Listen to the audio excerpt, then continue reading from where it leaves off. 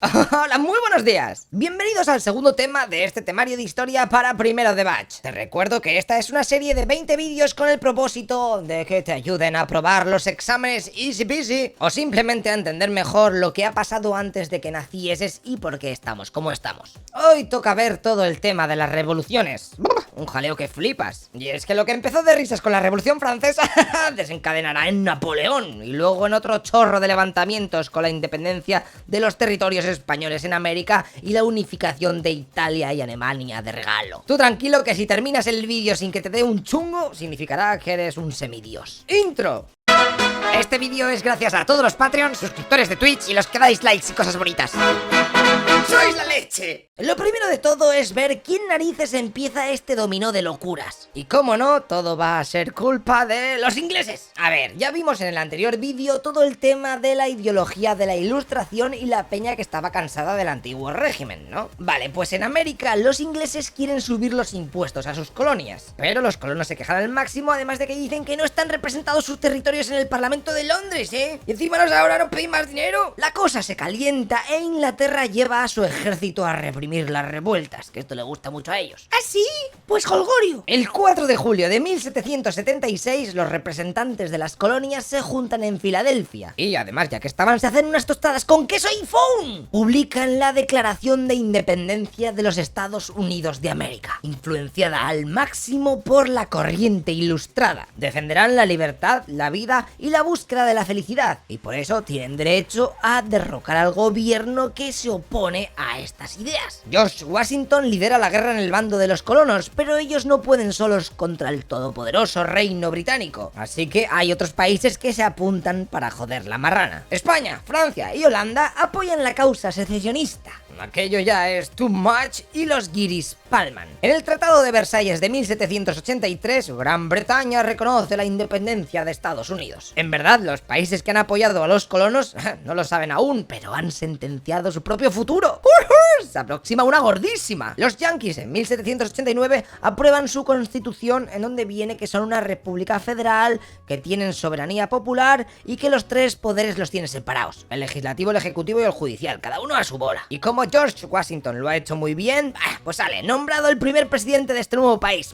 ¡Enhorabuena! Perfecto. Ahora que ya hemos visto que esta guerra de independencia ha funcionado, llega el momento de ver las repercusiones que va a tener en el viejo continente. Toca hablar de la Revolución Francesa y la Europa de la Restauración. Lo primero es entender cuáles son las causas de la Revolución Francesa. Primero, las críticas de los ilustrados, que pedían división de poderes, monarquía parlamentaria, derechos del hombre, etc., van a servir como ideología para los revolucionarios. Segundo, en 1788 y el 89 hay malas cosechas, por lo que hay una crisis alimentaria. El precio de la comida sube a saco, algo que hace que la gente pues se enfade. Pero no solo hay crisis ahí, sino que el Estado tampoco tiene un pavo. Estaba endeudado hasta arriba, por lo que solo podía emitir deuda pública para intentar sobrevivir. Viendo que esto de emitir deuda pública no es suficiente, los ministros de Hacienda del rey Luis XVI deciden hacer una reforma fiscal en donde los privilegiados aporten según la cantidad de su riqueza. Pero la nobleza y el clero dicen: no flipéis, que nosotros no pagamos impuestos, así que dejadnos en paz. Ellos estaban todo tranquilos. Sabían que eso solo podía hacerse si el rey convocaba a los estados generales, una especie de congreso en donde votaban los tres estados del reino: la nobleza, el clero y el tercer estado, es decir, el pueblo llano. Y esta movida de los estados generales no se convocaba desde hace un porrón de tiempo, desde 1614. O sea, hay que tener muy mala suerte para que me toque a mí ahora, ¿sabes?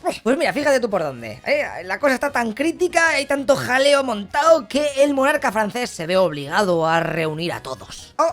Estados generales de 1789, allá vamos. Acabamos de entrar en las etapas del proceso revolucionario. Ellos no lo saben porque están ahí jugando la partida, pero nosotros somos más listos, pero no le digas nada. Y para fastidiarte un poco te voy a decir que hay 6 etapas, a cada cual más bestia. Esto va increciendo, te vas a quedar loquísimo. Primero, convocatoria de estados generales y la Asamblea Nacional. Vale, ya te he dicho que el rey convoca a los estados generales estos. Los 3 estados, nobleza, clero y estado llano, deben reunirse por separado para votar las propuestas que se van a discutir. Y cada estamento tiene un voto, o sea que hay 3 en total. Pero claro, claro, aquello es un cachondeo, porque los nobles y el clero van a votar que no a todo lo de los impuestos. Así que como son 2 contra 1, pues todo el paripé para nada. Es por eso que el pueblo ya no pide cambiar aquel sistema de votación, porque eso no vale. En vez de votar por estamento, quieren cambiarlo a por persona de los estados generales. Y aquello les venía al pelo, porque en el tercer estado eran más que los otros 2 juntos. O sea, la gente ahí reunida, pues era más gente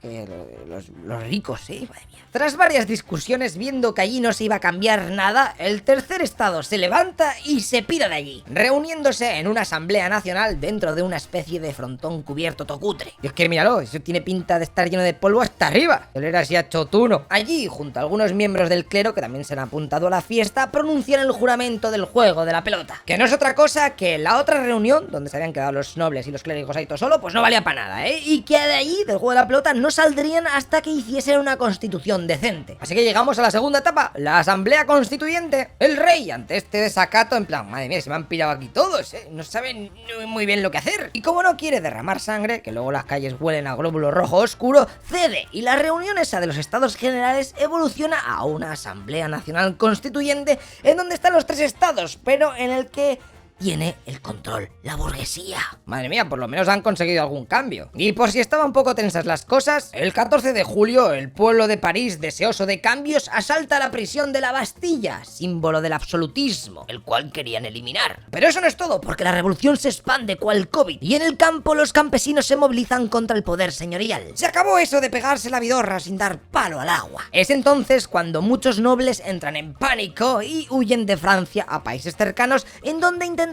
apoyar la contrarrevolución. Pero la cosa ya está muy avanzada. La Asamblea Constituyente aprueba abolir el antiguo régimen. A tomar por saco el sistema feudal todo desfasado. Y además redactan la Declaración de los Derechos del Hombre y del Ciudadano, en donde se garantizaba la libertad individual, la propiedad y la igualdad ante la ley. Pero eso no es todo, porque no hay que olvidar que el Estado seguía con una importante crisis financiera. Así que se decidió expropiar y vender los bienes del clero. Tomar por saco. Algo que obviamente no gustó mucho a la iglesia. Incluso se hizo que los religiosos se convirtiesen en funcionarios del Estado. Flipas, porque la iglesia, de ir a su bola, ahora estaba controlada por el gobierno.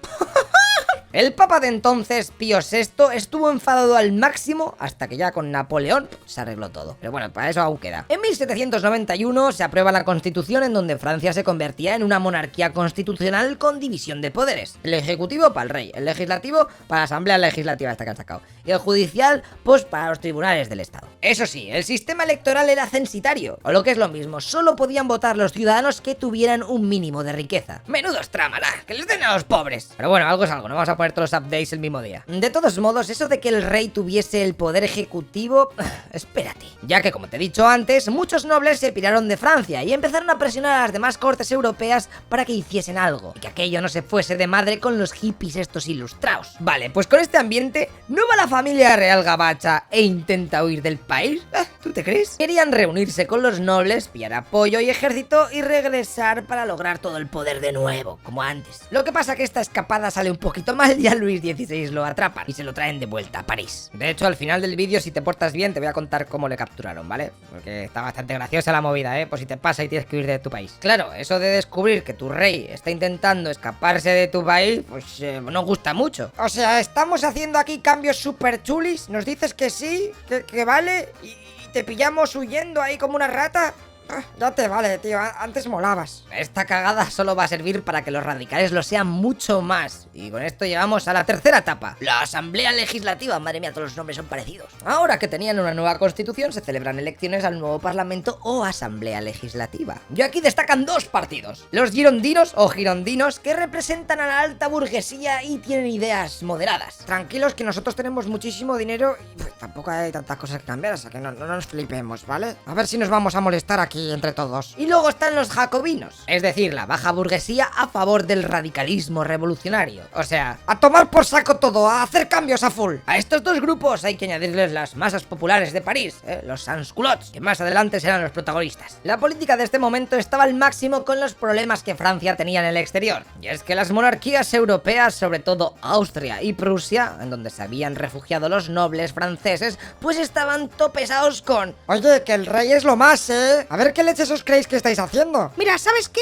¡Pum! Francia declara la guerra a Austria para que se calle. Pronto las alianzas salen a relucir y aquello se convierte en una guerra ideológica. Los franceses que querían que la revolución se expandiese por Europa y los monarcas absolutos que protegían el antiguo régimen a fuego, por lo que el experimento gabacho tenía que acabar ya. Las primeras batallas son un desastre para Francia y las tropas austríacas tienen a tiro de piedra París. Es justo en este momento cuando el rey Luis XVI es acusado de contactar con los invasores. Así que la muchedumbre, que ya estaba calentita de su intento de escapar de hacía mes y medio, se flipa, asalta el Palacio Real de las Tullerías y encarcelan al rey. Esta situación tan inestable pone fin a la Asamblea Legislativa y se convocan unas nuevas elecciones, esta vez por sufragio universal. Se iba a crear una nueva asamblea llamada Convención. Así que pasamos a la etapa 4. La convención, chavales, se proclama la república. Aquí va fuerte la cosa, ¿eh? En la primera reunión se acuerda abolir la monarquía y proclamar la república. ¡Jolgorio! Y hay dos etapas que van de menos a más. Primero llega el gobierno girondino, que estos eran los relajados. Ellos quieren salvar al rey, pero no lo consiguen ahí con toda la peña al máximo de radical que clama a su cabeza. Así que venga, se acusa a Luis XVI de colaborar con los enemigos de Francia y el 21 de enero de 1793,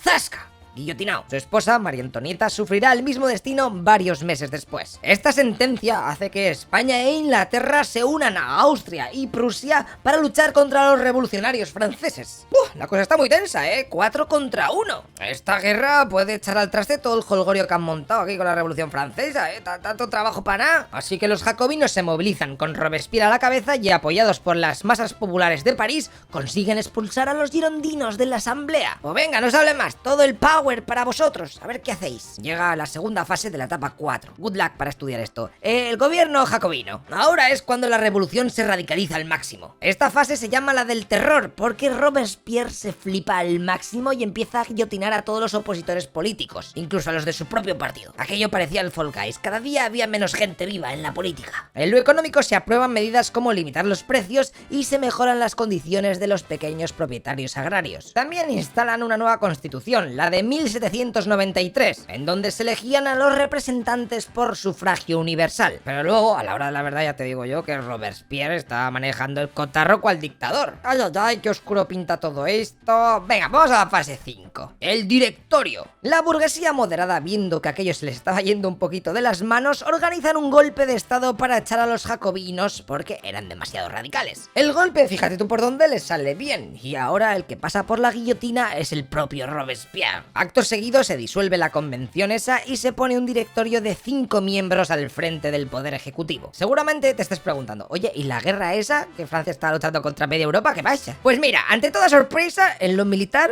Francia va ganando la guerra. Para que luego os riáis de los franchutes, que algunas veces también ganaban. Pero si en el exterior les iba bien, en el interior seguían con una lucha a saco entre los realistas que querían traer de nuevo la monarquía borbónica y los sectores radicales, los jacobinos y los sans-culottes. El gobierno, viendo que necesitaba apoyo, duraría una mierda, se fue al ejército, que en ese momento estaba partiendo la pana, y les pidió ayuda. Oye, por favor, si no, esto no hay manera de gobernar. Ellos contestaron: claro, hombre, tú tranquilo, que para eso estamos.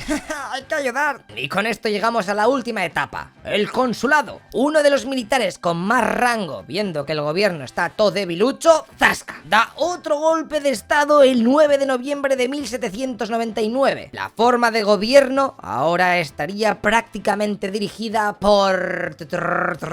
bueno, si sabes quién es, ¿no?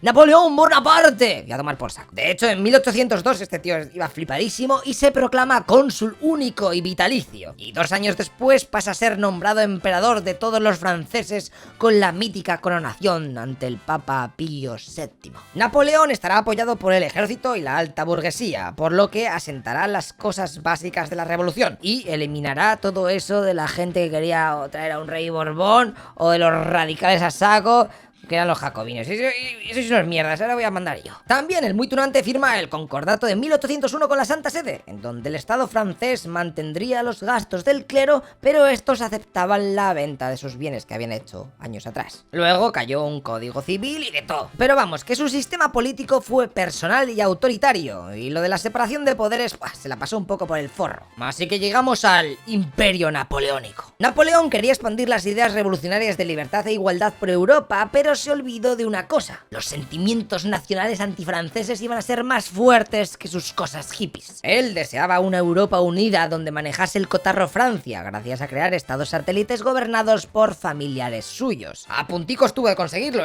ya que se merendó a Austria y Prusia, pero Gran Bretaña y Rusia le dieron pa'l pelo. Y eso que tenía planeado invadir Inglaterra con la ayuda de los barcos españoles, pero la derrota en Trafalgar hizo que tuviera que buscar un plan B, por lo que optó por hacer un bloqueo comercial. Lo que pasa que para ello tenía que ocupar Portugal, que era aliado de los ingleses, porque si no se irán comerciando con ellos. Fue entonces cuando España dijo: va, no te preocupes, hombre, nosotros te dejamos pasar por aquí y vas así en línea recta, conquistas Portugal, luego te vuelves a tu puta casa, eso sí.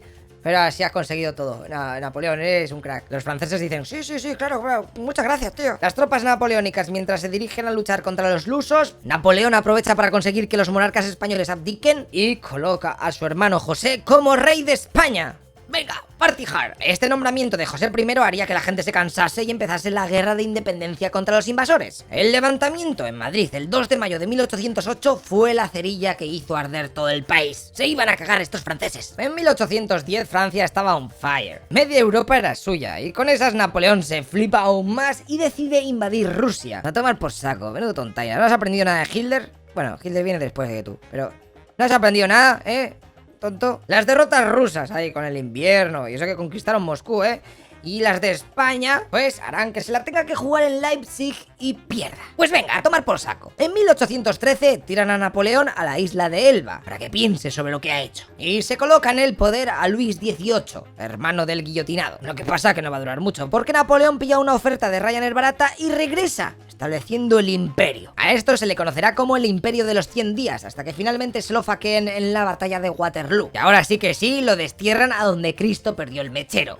a la isla de Santa Elena. Está aquí, está lejicos de cualquier lugar del mundo. Y murió 6 años después. Venga, pues ahora que Napoleón está baneado, veamos lo que pasa. La Europa de la Restauración. Las potencias vencedoras de la guerra se reúnen en Viena para ver cómo asegurarse un futuro guay. De un plumazo, todos los reyes absolutos recuperan su trono. En Francia, Luis XVIII. Y en España, Fernando VII. No sin antes anular todo lo que se había aprobado en la Constitución de Cádiz. Bueno, este tío era un crack. En este congreso de Viena se hacen bastantes cambios en el mapa del Ris, dándoles igual si mezclaban pueblos de toda la vida, que tú vas con este, mira, tú ahora vives con el otro. Bueno, Cristo. Por ejemplo, Rusia se come Finlandia y casi todo Polonia. Para Gran Bretaña, Malta. Bélgica pasa a ser de Austria a de los Países Bajos. Italia se mantiene dividida al máximo y Alemania 3/4 de lo mismo. Fíjate, 39 estados que la acompañan, casi nada. Pero esto no es todo, porque los países aprovechan y forman su propio clan pro. Austria, Rusia y Prusia crean la Santa Alianza, con el fin de mantener el absolutismo y atacar conjuntamente a aquellos países en donde triunfasen las cosas hippies de los liberales y los nacionalistas. Anda, y hablando de esto, toca comentártelo un poquito mejor. El liberalismo y el nacionalismo. Todo lo que hemos estado viendo de la Ilustración dio lugar a la ideología del liberalismo. El liberalismo político defendía los derechos individuales, división de poderes, soberanía nacional,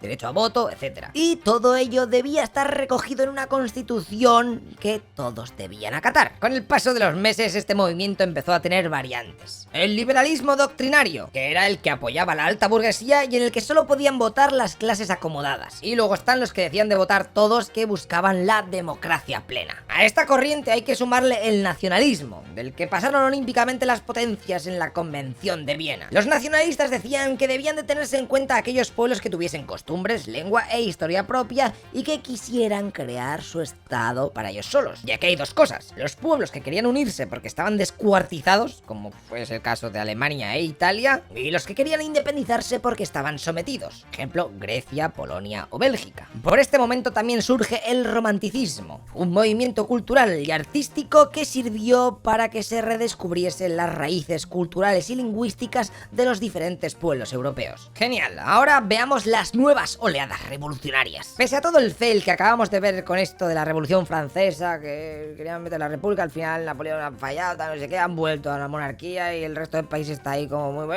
Esto de reinstaurar de nuevo el antiguo régimen no iba a ser forever, así que veamos las nuevas revoluciones liberales que se aproximan. Primero, independencia de la América Española. Es bueno saber por qué que leche se piraron de España todos estos territorios. Lo de la libertad que ven que piden los de la Revolución Francesa, les moló cantidubi. Y también el haber visto cómo Estados Unidos había conseguido independizarse de una metrópoli europea, pues les servía como ejemplo de ¡ah, sí se puede! Luego está el tema de los criollos, que son los descendientes de los primeros colonos españoles y que van a jugar el mismo papel de haters que habían hecho la burguesía en Europa contra el absolutismo. Ellos tenían money por el comercio y muchas propiedades de tierra, pero lo que de verdad querían era pillar los puestos de altos cargos del gobierno de sus zonas que siempre recaían en españoles venidos de la península. Así que eso no puede ser, quieren el control político para ellos. Después, Estados Unidos y Gran Bretaña querían controlar el comercio americano, y eso con España de por medio era complicado. Así que apoyaron a los secesionistas, y así que todo, cuanto más dividido, pues era más fácil. Por no hablar de que España tenía muchas movidas por aquel entonces. Fíjate que solamente todo el pateo de echar a las tropas de Napoleón,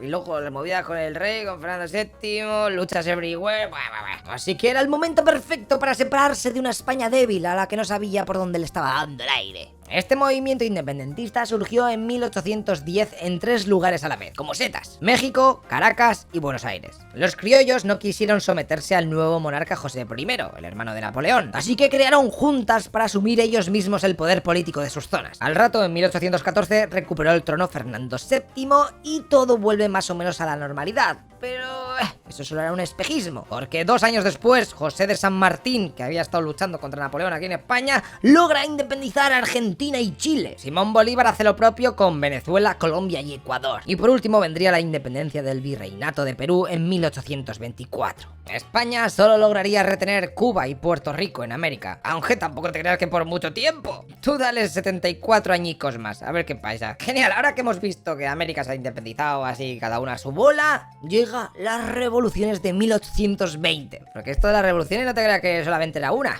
hay unas cuantas. Venga, atento que viene el trío de las revoluciones, para que no te aburras mucho, ¿sabes? Porque como este tema es tan breve, pues es que hay que alargar un poquito las cosas, ya viste. Si no, luego el vídeo no dura 10 minutos. Bueno, no sé cuánto estará durando esto, que es un desastre, madre mía. Por estos años, Fernando VII, que había regresado al trono español y reinstaurado el antiguo régimen, fue a saco a cazar liberales. Esos hippies no me la vuelven a liar. Fíjate cómo de heavy tuvo que ser aquello que el comandante Riego, que estaba a punto de salir para América con su destacamento para luchar contra los independentistas de allí, dice: mira, a tomar por saco, ya me he cansado. Y va y da un golpe de estado. Es entonces cuando el rey se achanta, tiene miedo y jura la constitución de 1812 que habían hecho los liberales por si las moscas. ¡Yujú! España se acaba de convertir en un país liberal. ¡Flipas! Estamos ya evolucionando. Pero espera, no os toquéis todavía, porque ¿os acordáis que antes os he dicho que los países que habían ganado a Napoleón habían creado la Santa Alianza por si alguna nación se volvía hippie liberal de esas? Pues acaban de saltar todas las alarmas. Estos países se reúnen en el Congreso de Verona de 1822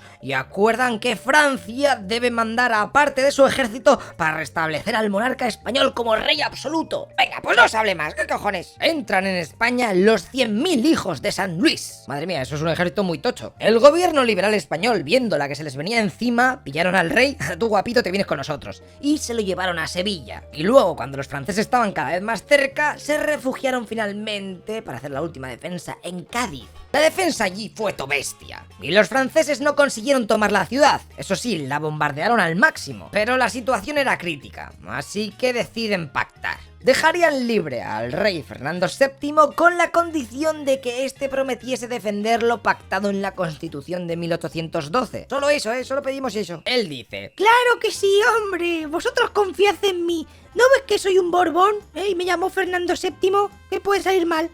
Yo en los libros de historia me sé la mote.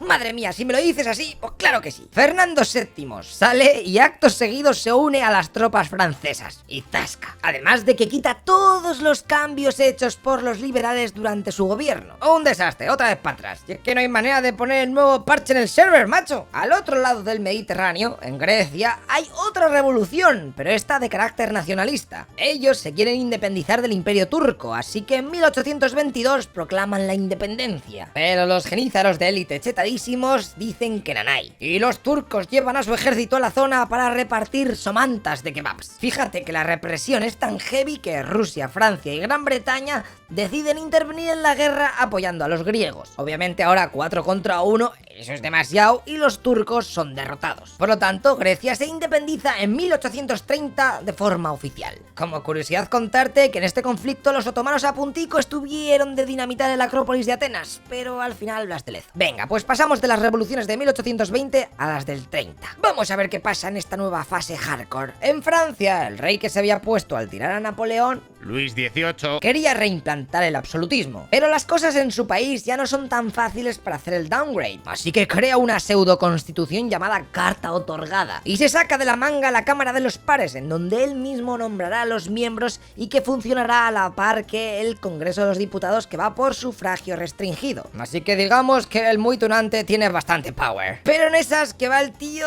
y se muere. La verdad es que estaba muy jodido por culpa de la diabetes y la gota, pero bueno, aunque mírale qué hermoso estaba, por favor, que alguien le dé un bocata de panceta, por favor, que se nos está muriendo de hambre. Le sucedió en el trono el tercer hermano, o sea, para que te enteres. Luis XVI fue al que le cortaron la cabeza en la Revolución Francesa. Luego viene su brother, que es el Luis XVIII, que es el que te digo que se acaba de morir. Espera un momento, te ha confundido, tío.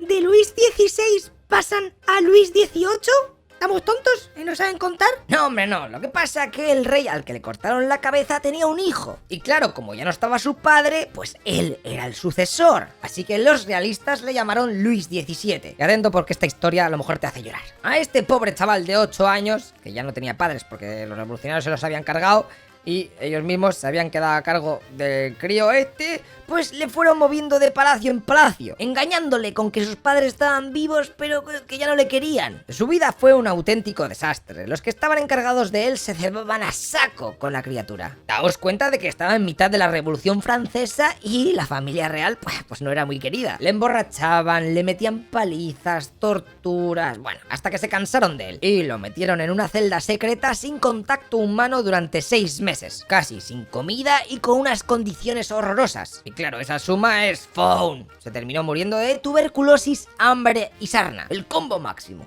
Tenía 10 añazos. Vale, pues ahora que sabéis por qué se hace este salto en la nomenclatura, y es que su tío cuando llegó al trono no quiso arrebatarle ese nombre que le habían puesto los realistas. Bueno, que después cuando se muere el tío viene el otro hermano, que fue un poquito más original y se puso como nombre Carlos X. Este llegó al trono en plan flipado. Lo que había puesto su hermano de que sí que mando, pero no, eso era una mierda. Él quería un gobierno donde él fuese el que manejase el cotarro y se acabó. Así que en 1830 publica las 4 ordenanzas, o lo que es lo mismo, suspende la libertad de prensa y disuelve la Cámara de los Diputados. Madre mía, qué tío más tonto, ¿no? En París, acto seguido, estalla un levantamiento popular. ¿El tío de qué va, lleva 6 años y se cree el boss? La cosa es tan heavy que el monarca termina abdicando y se pone en el trono a Luis Felipe de Orleans, hijo del primo de Luis XVI. Francia se acaba de convertir en un régimen liberal con un rey constitucional. En Bélgica, viendo que la cosa está movidita con sus vecinos franceses, deciden que ahora es el momento y se levantan contra el dominio holandés. En 1831 se reconoce oficialmente su independencia y se pone a su propio rey. Se acaba de nacer Bélgica. Y en Polonia, viendo que la nueva revuelta francesa había funcionado, ellos hacen lo mismo. ¡Polonia independiente! ¡A tomar por saco los rusos! ¡Ué! Lo siento, pero a vosotros no os va a salir bien la jugada. Los rusos aplastan a los polacos y les meten a saco de represalia. Pero no serán los únicos que hagan face, porque en Alemania e Italia también habrá intentos liberales que no llegarán a nada. ¡Oh, boy! Venga, que ya queda poco, porque estamos en las revoluciones de 1848. Aquí ya se acaban los jaleos, tranquilo. En estas revoluciones las demandas fueron aumentando. Ahora también se pedía el que pudieran votar todos, es decir, el sufragio universal y mejoras sociales y económicas. Todo empezó, como no, en Francia. Madre mía, qué pesada es esta gente, ¿no? Si ahora tenían una monarquía constitucional, ¿pero qué más quieren? Pues eso gustaba a la alta burguesía, pero la clase media se quejaba porque no tenían tantas libertades como querían. Y además que exigían que se implantase el sufragio universal. La gota que colmó el vaso vendría cuando las autoridades prohíben un banquete en París. La peña se volvió toloquens y empezó a montar barricadas en la calle contra la policía y el ejército. El gobierno, que no se achanta, manda todo lo que tiene, pero las tropas pasarán de reprimir a los manifestantes y se quedan ahí todos parados. AFKs. ¿Ah, sí? Pues abdico. Venga, pues a tomar por saco el rey. Se proclama la república y se pone un gobierno provisional con socialistas que aprueban el sufragio universal por fin. Además de que la jornada de trabajo no podía superar las 10-11 horas diarias, y para luchar contra el paro se crean los talleres nacionales financiados por el Estado para dar curro a los desempleados. Las elecciones que vienen después dan el triunfo a la burguesía moderada que odiaba a los socialistas. Así que se cargan los talleres estos, que era la idea de los sociatas. La respuesta de los obreros fue crear barricadas en París, pero el ejército los aplasta, cargándose a 3.000 trabajadores y 12.000 de ellos fueron deportados a Argelia. Esto hizo abrir los ojos a los obreros, aprendiendo la lección de que no podían confiar en la burguesía. Chavales, chavalas, no sé si os habéis dado cuenta, pero se acaba de crear la separación total entre la burguesía y la clase obrera. A partir de entonces, hate al máximo entre ellos. De hecho, aquí aparecen Marx y Engels publicando el manifiesto comunista, donde animan a la clase proletaria a luchar contra la burguesía. Mientras tanto, el nuevo gobierno va a su bola, aprueba una nueva constitución y se hacen otra vez elecciones, las cuales son ganadas, atento porque vas a flipar, por Luis Napoleón Bonaparte, que es el sobrino de Napoleón. ¡Vamos, no me jodas! ¿Otra vez va a haber movidas? Dime que no, por favor, que esto luego me lo tengo que estudiar. Pues espera, a ver. Luis Napoleón quería todo el poder para sí y dar un golpe de estado. Pues sí que tiene pinta, ¿eh? Esto es un jodido desastre. Bueno, tienes que ver el lado positivo, tío. Piensa en todos los franceses que tengan que estudiar todo esto con nombres y fechas exactas. ¡Buah! F en el chat. Venga, pues ahora con el Napoleón se acababa de terminar la Segunda República y llegaba el Segundo Imperio. Porque el tío se proclama Emperador Napoleón III. Y aquí, con este giro de guión y con el Napoleón III en el trono, vamos a dejar de una vez por todas a los franceses, por lo menos en este vídeo. Venga, pues para terminar, y luego tranquilo que te voy a decir la curiosidad de cómo pillaron al rey francés escapando, aunque seguramente tu cabeza diga, es que no lo voy a ver, estoy hasta la pollísima. Bueno, vamos a ver la unificación alemana e italiana. Estos dos territorios estaban fragmentados al máximo y poco a poco se van haciendo la idea de que estarían muchísimo mejor juntos. Habían intentado hacer las revoluciones de 1830 y las del 48, pero no había funcionado ninguna. Así que veamos cómo finalmente lo consiguen. La unificación italiana. El rey de Piamonte Cerdeña, Víctor Manuel II, se metió a luchar contra Austria, que estaba ocupando Lombardía y Venecia. Consiguió ganar la batalla en Lombardía y con la tontería varias zonas del norte decidieron incorporarse al reino de Víctor Manuel. El siguiente paso fue hacerse con las dos Sicilias que estaban gobernadas por los Borbones. El revolucionario republicano Giuseppe Garibaldi pilló a saco de voluntarios los llamados 1000 camisas rojas y conquistó Nápoles. Así que se creó un parlamento de todos los territorios unidos y se decidió que Víctor Manuel II debía ser el gran rey de Italia. Venecia se uniría a este proyecto aprovechando la derrota de Austria contra los prusianos, que también estaban con su proceso de unión que vamos a ver ahora. Solo faltaba, como veis en el mapa, hacerse con los estados pontificios que habían menguado hasta ser solamente la ciudad de Roma. El papa estaba protegido allí por las tropas de Napoleón III, pero los gabachos fueron derrotados por los prusianos en una guerra que estaba por el centro de Europa y los italianos aprovecharon para ocupar Roma. En 1871 esta ciudad pasaba a ser la capital del Reino de Italia. Hace nada. El Vaticano, que estaba topicado por esta derrota, no reconoció la anexión de sus territorios y de Roma a Italia hasta 1929, casi nada. Todo el mal perder, ya tuvo que venir Mussolini para arreglarlo, como presidente del país.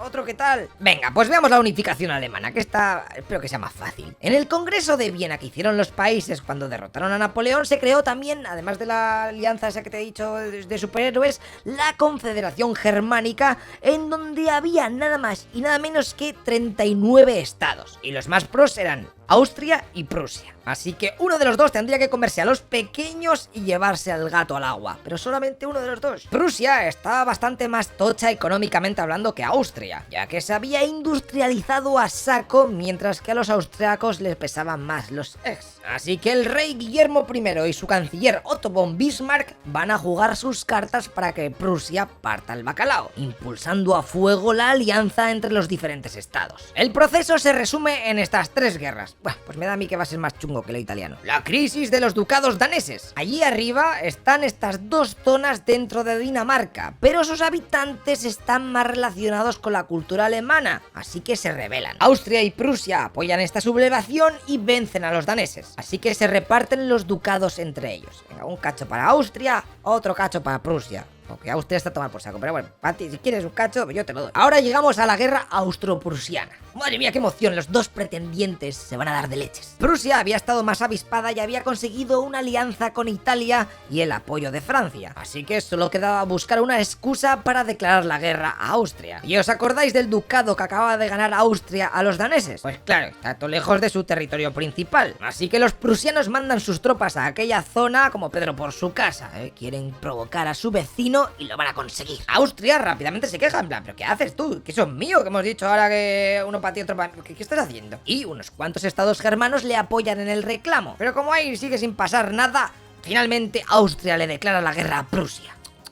Ay, Austria, muy mal, ¿eh? Si declaras una guerra, por lo menos estate seguro que vas a ganar. 2 meses después, Prusia se ha merendado a Austria. Acto seguido, la Confederación Germana desaparece y los estados alemanes del norte se unen a saco, poniendo la capital en Berlín. Y por último llegamos a la última guerra, que es la franco-prusiana. Va a aparecer el segundo imperio, el Reich, el segundo Reich. La táctica de Napoleón III, que es el que os he dicho que habíamos dejado en Francia, de intentar que Prusia y Austria se diesen de leches y se desgastasen mientras él y su Francia pues esperaban para recoger los restos. Pues con una victoria tan rápida de Prusia, le había salido la cosa fatal. Y es que no había calculado que los prusianos fueran tan pros. Por lo que para evitar que Prusia creciese a saco y se convirtiese en un vecino así con el que tener miedo, Napoleón III va y declara la guerra a su país vecino, a los prusianos. ¡A tomar por saco! 2 de las potencias militares más polludas de Europa luchando a muerte.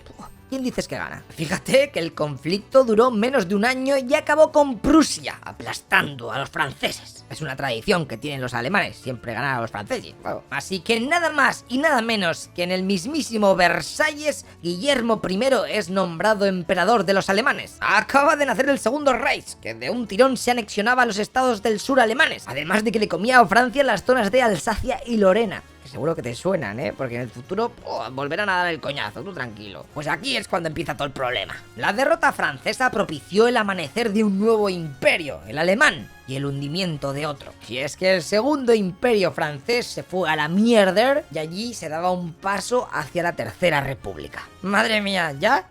¿Podéis estar un poquito parados todo el mundo? Dejar de luchar y hacer cambios, por favor. Estamos felices cada uno en el campo trabajando tranquilamente, ¿o qué? Que los estudiantes del futuro tienen que aprenderse toda esta puta mierda, ¿sabes? Venga, pues hasta aquí sería el tema 2, ¿vale? Es un poco largo, pero por favor no te vayas. Si te ha molado, vamos a aprender una curiosidad que si pones en el examen esto, yo creo que te sacas un 20 sobre 2. Vale, te voy a explicar cómo fue el intento de escape del país del monarca Luis XVI en mitad de la Revolución Francesa. El 20 de junio de 1791, la reina se metió en la cama como de costumbre, pero al quedarse sola, cuando le cierran la puerta y todo eso, rápidamente se viste con un traje sencillo gris, un velo y se pira del palacio por una puerta oculta. El rey, mientras tanto, todavía seguía con reuniones y movidas hasta que a las 11:30 se puede ir a dormir. Para engañar a su ayuda de cámara, que sería algo así como el mayordomo, va y le pide algo. Oye, ¿por qué no me traes, yo qué sé, unas patatas jamón? Pero señor, si eso todavía no existe. Jamón, sí. Venga, hasta luego. Y ya luego, cuando vuelve el pobre ahí que no sabe lo que le han pedido,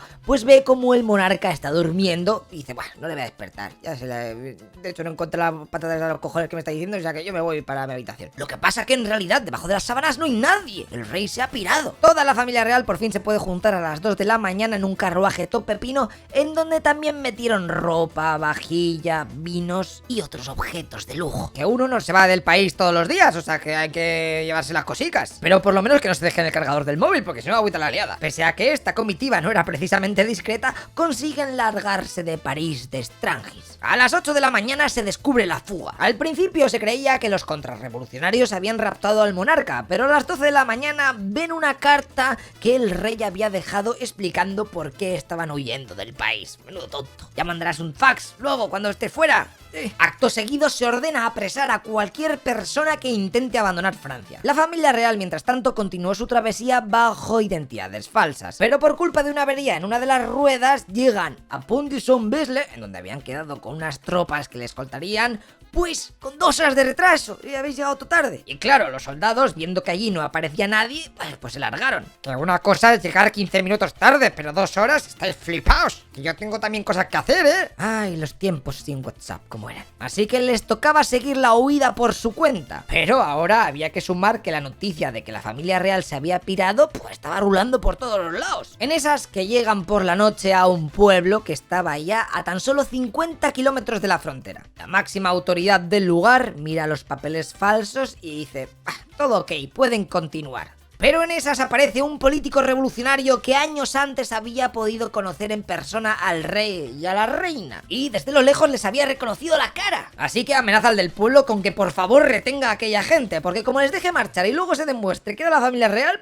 le acusarán de alta traición y a tomar por saco cabeza. Hostia, vale, tampoco hay que ponerse así. Así que por si las flies, él invita a los forasteros a cenar a su casa. El monarca, que era un glotón que flipas, acepta gustosamente y se pone las pilas a comer. Y en esas se llama a un vecino anciano que había visto al rey en persona cuando curraba en Versalles. Porque claro, date cuenta que en aquella época no había tele, ¿sabes? Y poca gente sabía cómo era el rey de verdad. Vale, pues cuando llega el viejo a la casa y ve al rey, automáticamente se arrodilla para saludarle, porque efectivamente lo reconoce como su rey. El monarca obviamente decide que aquello ya no se puede ocultar más. Sí, somos nosotros, ¿qué pasa? Por favor, dejadnos continuar el viaje. En ese momento llega un destacamento de húsares alemanes al pueblo para rescatar al monarca por la fuerza. Pero el rey no lo ve claro y da la orden de esperar a más soldados, ya que temía que en la refriega alguno de la familia real pues acabase herido. Lo que pasa que ya era demasiado tarde. Los revolucionarios habían bloqueado todas sus posibilidades. Después llegaron miembros de la asamblea que habían sido esparcidos por todas las fronteras para ver si pillaban al rey. Así que estos se lo trajeron de vuelta para París. Fíjate que la familia real, tras 20 horas de huida, se había quedado a las puertas de Bélgica por su salvación. Ahora les tocaba comerse un regreso a la capital todo humillados, escoltados por 6.000 ciudadanos armados y guardias